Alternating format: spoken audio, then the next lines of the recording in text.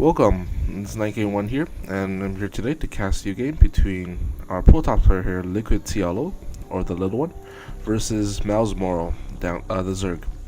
LiquidTLO is playing pro toss here because he's playing random now. He used to play random in the beta, and then he switched over to playing Terran permanently, and then switched to playing Zerg permanently, and it seems now he's back to playing random, or this just might be a fun game that they're playing. And again, TLO is spawning in the north here on Lost Temple. And then in the close air positions, you have MouzMorrow spawning in the right as the pink Zerg. And looks like MouzMorrow is doing very standard timings. Got some scouting going on. The drone scout probably just scout out the close positions. And then you have the Overlord. Yep, Mel saw TLO with his Overlord pulling back at the last second so that TLO does not know immediately where Morrow is, giving him that slight timing advantage with TLO's scout coming in just a bit late. So you have TLO spawning here. TLO's throwing down a pylon and throw down a gateway, very standard. And over here in Morrow, throwing down early gas. See, Morrow has this very characteristic build. Morrow normally goes for the gas first, then the pool, and then the hatch. The advantage for this build is that with his early gas and early pool, he's able to build Zerglings before he builds his expansion, which allows him to secure it much easier. For example, in this case, TLO is coming here to natural expansion as he expects Morrow to throw down expansion really fast. And so basically, if Morrow did decide to expand without the Zerglings, this pro will be a really big pest and would not let Morrow throw down expansion, and just generally throw down, just basically slow down his build, which is always not a good thing. So, you know, this build, he gets down the pool, gets speed up, and then with the Zerglings out, then he can safely expand. And also with this build, once he gets to 100 gas with his workers, he will simply pull the drones off back on the minerals. As for this build, he's mainly focused on Zergling early game, and he does not need gas after getting 100 for the Zergling speed. In TLO's base, we have some standard scouting by the Overlord. We see here TLO actually throwing down 2 Zealots before throwing on the Cyber-9 score. That actually very rare to see. Normally Protoss players actually throw down 1 Zealot and then go for the Stalker, or just skip the Zealot altogether and go straight for the Stalker. But TLO obviously has a different build. He's going for two Zealots and not going for a third, waiting for that Cyber-9 score finish. Kind of weird, but it won't play that big of a role. Late game. He probably did throw down the extra Zealots to prevent any Zergling run-bys or whatnot, as he did see Morrow throwing down the early pool. So right now we have some Zergling chasing the probes, nothing too special. That should be deflected by the Zealots here. This is a tight wall right here. The Zealots here will prevent the Zergling from running up. Very standard. We see here Morrow just making maybe 6 Zerglings, 2 at each watchtower, and just 4 here to give him some map control. Very standard play here. So far, yep. So Morrow did pull off the drones from the gas and he put them back on the minerals. And with the queen out, good stuff. Speed already finishing. And whoa, what is this? We see TLO going for air attacks. Air attack upgrade. He's not throwing down a Stargate yet, but oh no, I take that back. He did throw on a Stargate, and he's putting on a Void Ray.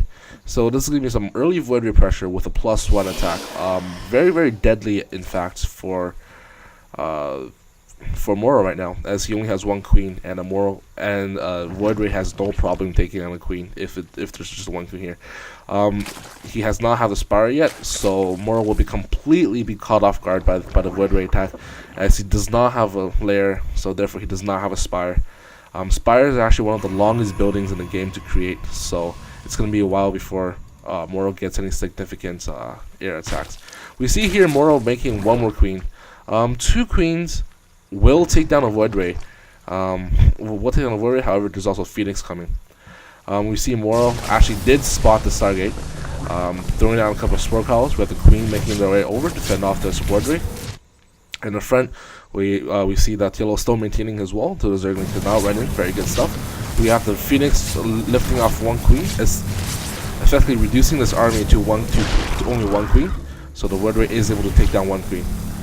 And we have the Word Ray fully charged. We have 2 Phoenixes going on. This is looking really bad for MouzMorrow at this moment. His Swine Crawlers can't really do anything.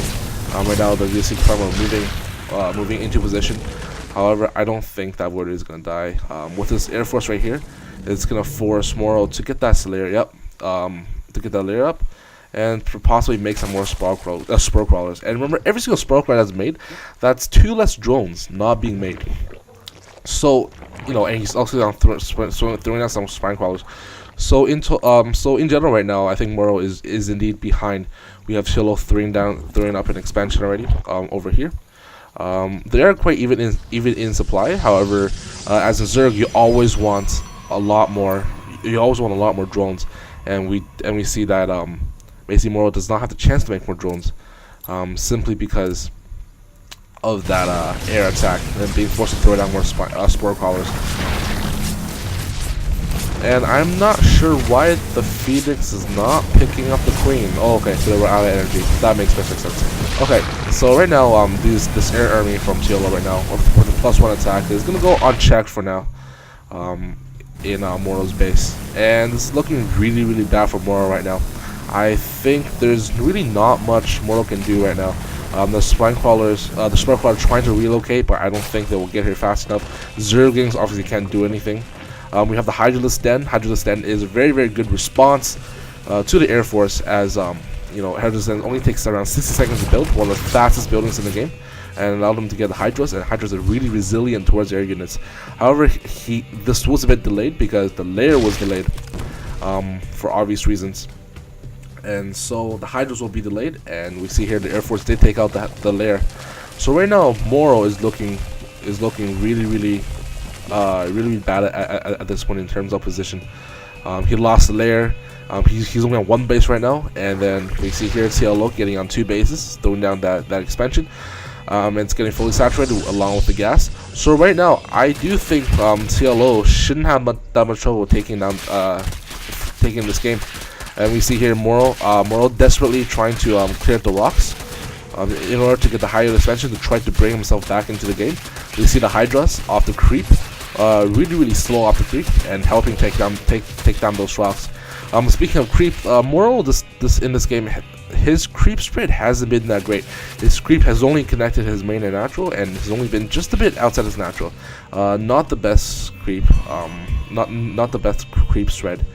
Creep is really important when Zerg is fighting a non-mirror matchup, as you guys all know, it gives the Zerg units more speed, and so yeah, basically allows the Zerg units to reinforce his bases much faster.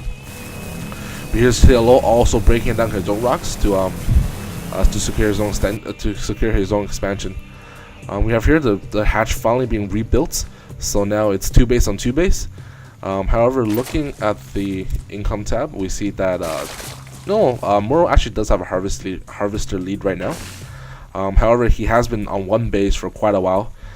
So right now, looking at the army tab, yep, we see. Whoa. Okay, so I was expecting something different. Actually, right now, in fact, MouzMorrow is the head of supply right now. I was actually expecting LiquidTLO to be ahead of supply because that was down for so long. Whoops, some guy messaged me. That's okay. So chrono boosting the Nexus. Okay, let's set that to busy. Awesome. Okay, cool. Finally getting a layer again. Probably making some more. Probably gonna make some more fire to deal with his Air Force right now. And right now the Phoenix is just flying around, you know, killing the Overlords. And there's not much that MouzMorrow can really do right now. Hydras can't really attack the Phoenixes as they're so agile. And we see here that MouzMorrow is indeed getting supply blocked. So yeah, we see here LiquidTLO massing up a Grand Army, taking the high yield expansion. And MouzMorrow has quite a sizable army of his own, some Zerglings, some Hydras. The Hydras will deal with the air army really well. However, they are very mobile, off creep, and even if they're in creep, they obviously can't go across cliffs, so not really that agile in general. So let's look at the units tab. So right now, there's still 2 Void Rays. Oh, what happened? I'm not really sure what happened. This was an even game. Yeah, I'm not sure why Morrow left the game. Looking at Army Tab, they were very even, despite Morrow losing that layer in the beginning. They're still quite even in terms of army. TLO just a bit ahead, not by that much. The expansion almost going down. The expansion here, so it's 3 base on 3 base. They were pretty even. They're pretty sizable armies. Not what TLO did do some early damage. However, Morrow did somehow recover. So I'm not really sure what happened here. We will just have to check. I'm not really sure. My best guess is that Morrow disconnected. I don't know. But yeah, I'm not sure what to say about this game. So I'll see you guys next time.